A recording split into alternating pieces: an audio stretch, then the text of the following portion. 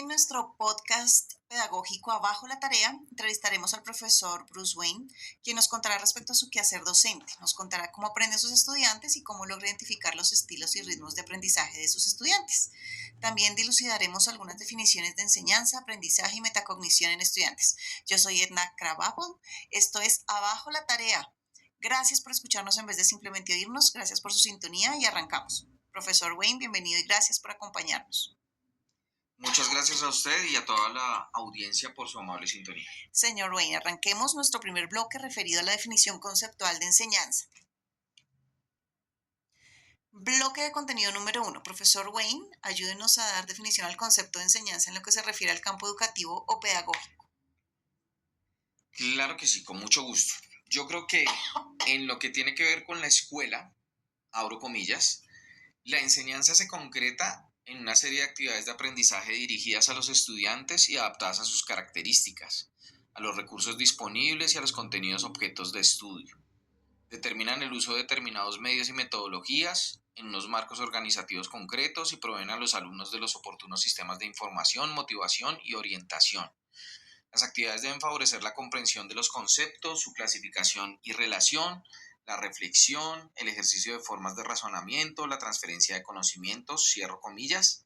Esa definición la tomo del doctor Pere Márquez y su texto La enseñanza, buenas prácticas, la motivación del año 2001. Gracias, profe, por esa magistral definición. Pasemos ahora a nuestro segundo bloque que está referido a la definición conceptual de aprendizaje. Al bloque contenido número 2. Profe Wayne, ilústrenos con una definición de concepto de enseñanza en lo que al campo escolar refiere. Con mucho gusto, sí señora. El aprendizaje es, abro comillas, un conjunto de pasos o habilidades que un estudiante adquiere y emplea de forma intencional como instrumento flexible para aprender significativamente y solucionar problemas y demandas académicas. La responsabilidad recae sobre el estudiante, comprensión de textos académicos, composición de textos, solución de problemas, etc.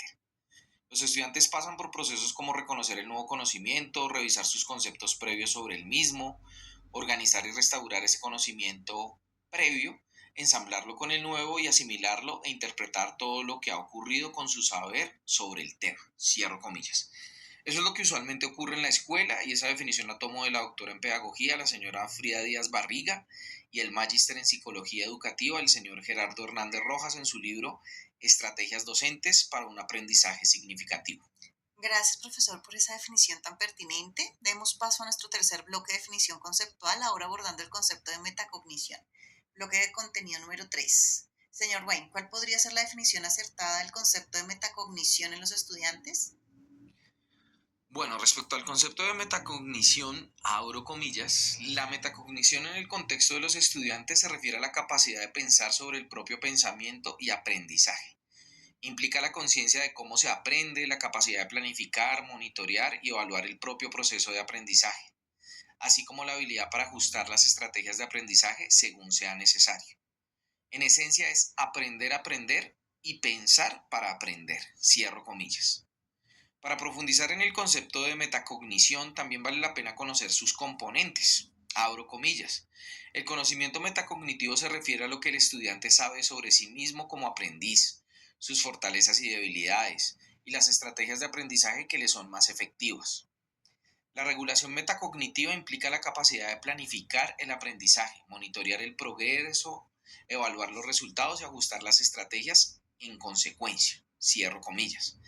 A ese respecto, también es muy importante reconocer los beneficios de la metacognición para los estudiantes. Abro comillas. Mayor autonomía en el aprendizaje. Los estudiantes que son conscientes de sus procesos de aprendizaje pueden tomar decisiones más informadas sobre cómo abordar las tareas y regular su propio aprendizaje. Mejor comprensión y retención de la información.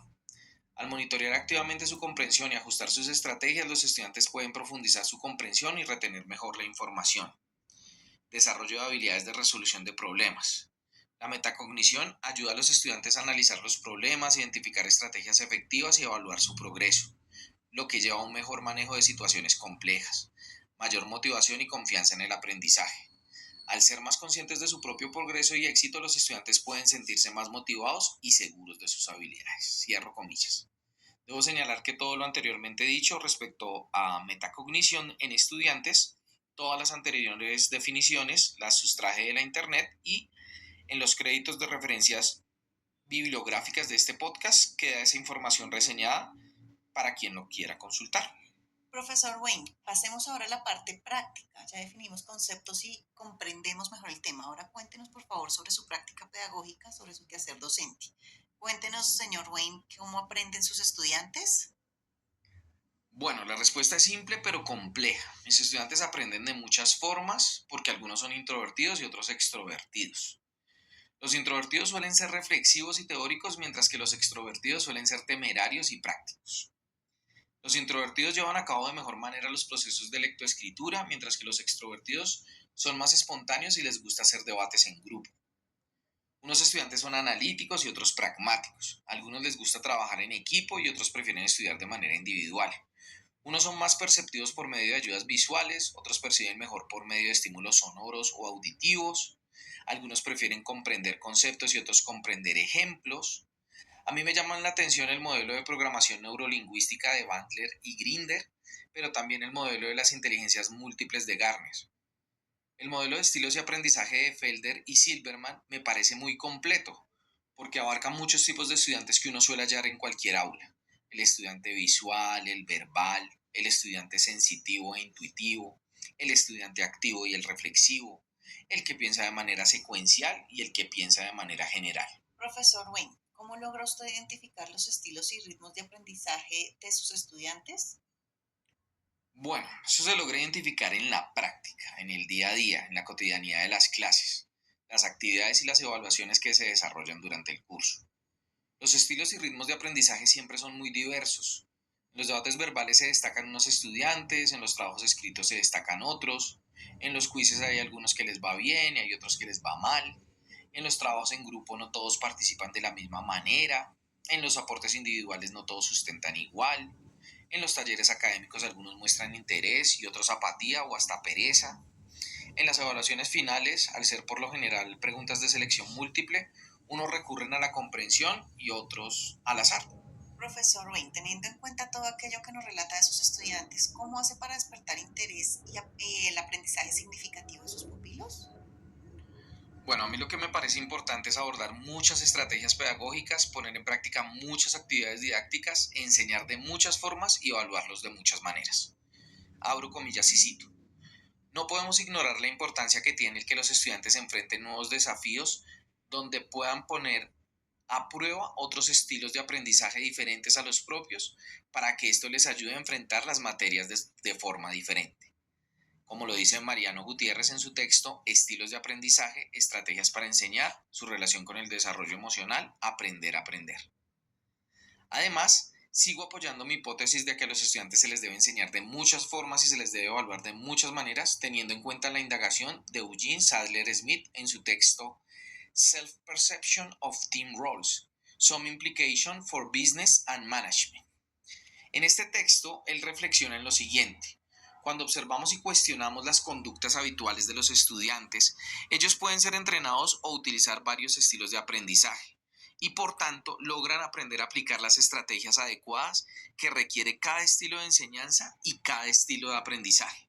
Profesor Wayne, en lo que respecta a su cátedra de filosofía, ética o religión, tomemos el caso de una de sus clases en particular, una clase de ética, por ejemplo. Para los estudiantes de grado décimo puede ser. En ese caso particular, ¿cómo se enseña, se aprende y surge la metacognición en clase? Bueno, en esa cátedra académica o en cualquier otra de las que ofrezco y en ese grado en particular o en cualquier otro, por lo general yo suelo proceder de la misma manera. Primero les ofrezco 3 imágenes para que ellos infieran de cada una un concepto o idea en particular. Ahí se activa la comunicación gráfica visual, se incentiva la participación colectiva y el trabajo en equipo. Luego les propongo un cineforo. En el transcurso de la película deben rastrear esos conceptos o ideas principales. Ahí aparece la concentración audiovisual y textual al leer los subtítulos y comprender el guión de la película. También apelo a los sentidos o al sentido de la música, los diálogos y los mensajes, las representaciones y lo que se refleja en cada escena. Al final de una de las sesiones de clase les hago un quiz breve en el que indago la atención y concentración que le están prestando al film. Son preguntas simples, pero me ayudan a saber quiénes están trabajando de manera juiciosa y activa. Les puedo preguntar, por ejemplo, cuántas hermanas tiene el protagonista, de qué color es el auto del antagonista, etc. Cuando termina la proyección del cineforo, les hago un quiz de reflexión argumentativa mucho más profundo y mucho más serio. En el quiz de reflexión deben escribir como mínimo 5 renglones y la idea es que argumenten sus respuestas.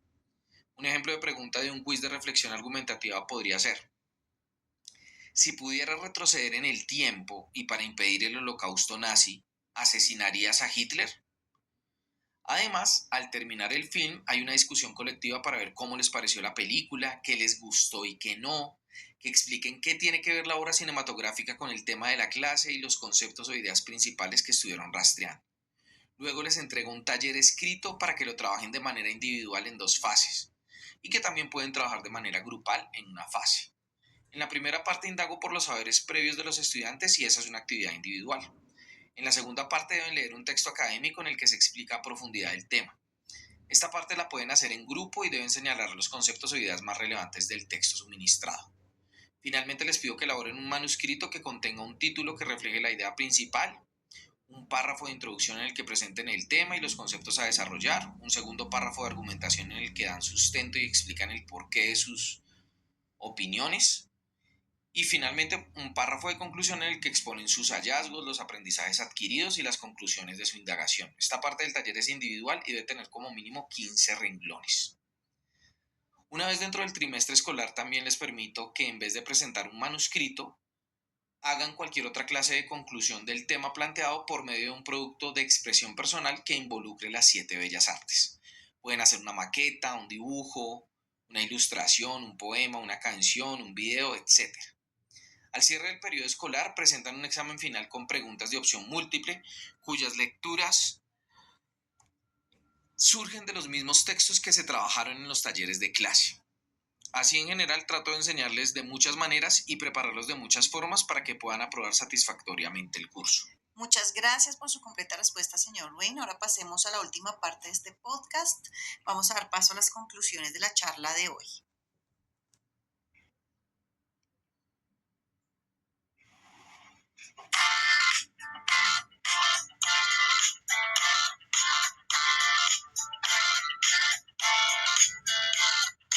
Profes, teachers, salones, classroom.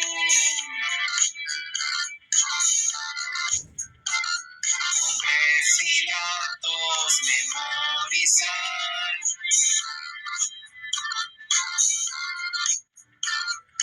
Truques, libro, pollito, chicken.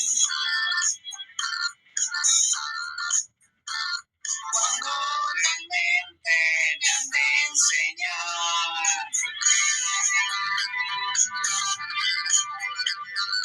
Hey, teacher, enséñame a pensar. Profesor Wayne, cuéntenos por favor cuáles son sus conclusiones a la charla de hoy y todo lo discutido sobre enseñanza, aprendizaje, metacognición y estilos de aprendizaje. Querida Edna, mi conclusión a la charla de hoy es corta y concreta. Que los profesores reconozcamos los estilos de aprendizaje de nuestros estudiantes es un elemento fundamental, crucial, importantísimo si queremos verdaderamente promover el conocimiento de nuestros pupilos para que aprendan y pongan en práctica. Enseñándoles a nuestros estudiantes de muchas formas y evaluándolos de muchas maneras, teniendo conocimiento de sus estilos de aprendizaje, podremos tener una actividad pedagógica más exitosa y les permitiremos a nuestros estudiantes aprender a aprender. Muchas gracias, señor Wayne. Le agradecemos esta charla de hoy. Damos cierre a nuestro podcast y a todos nuestros seguidores les damos también el agradecimiento por habernos escuchado. Nos vemos la próxima semana para seguir profundizando en conceptos pedagógicos e insistir. Abajo la tarea.